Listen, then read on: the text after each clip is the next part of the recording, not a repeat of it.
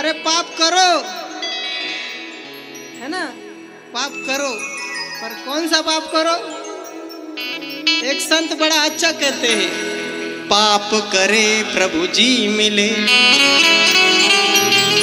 भूप राग।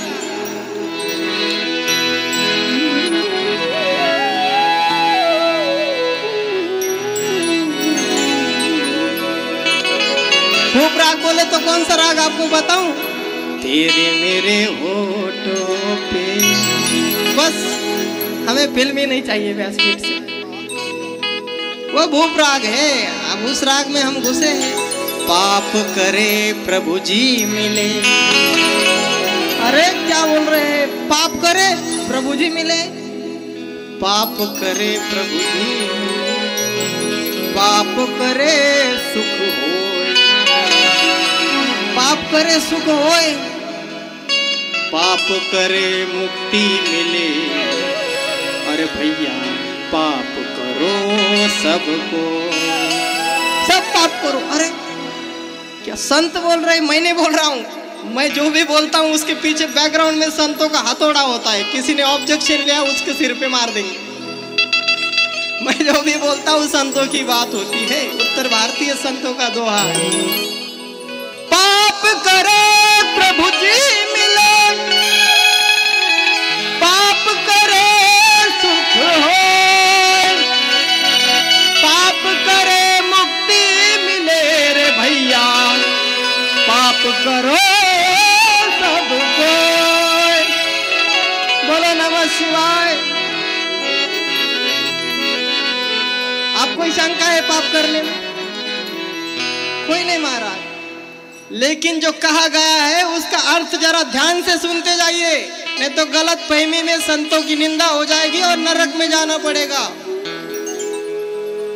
उस संत ने क्या कहा, ध्यान से सुनिए। पकड़े प्रभु जी मिले। उत्तर भारत में पा यानी पैर होता है, पाव।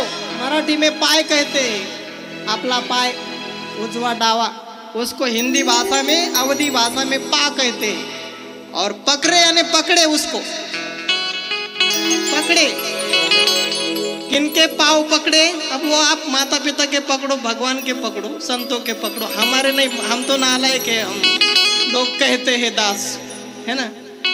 भगवान के दास बनने का प्रयत्न है हमारा। बन पाएंगे कि नहीं जिंदगी भर पता नहीं है।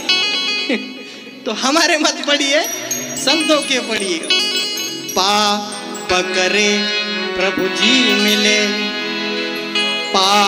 पकड़े सुख हो। पकड़े मुक्ति मिले रे भैया। पकड़ो सबको। अब आया समझ में? पाप पकड़ो, इसका मतलब समझ में आया? पाप पकड़ो, पैर पकड़ो, तब मुक्ति मिले। पैर पकड़ो सुख होए। माँ बाप के पैर जो नहीं पकड़ेगा वो कैसे सुखी होगा? अरे जो बच्चा नमस्कार नहीं करता उसको तो बार बार सुनाते हैं, तू कभी पैर भी नहीं छूता, मेहमान के भी नहीं छूता। चला अंदर के रूम में। बोलो नमः शिवाय। तो पैर पकड़ेंगे तो कल्याण होगा, पैर पकड़ेंगे तो मुक्ति मिलेगी। इसलिए सब कोई पैर पकड़ो, ये कहना था। लेकिन हम सही सुनेंगे तब ना। हमारा मन हमें सही सुनने ही नहीं देता। हम हमेशा दूसरा ही मीनिंग निकाल लेते हैं।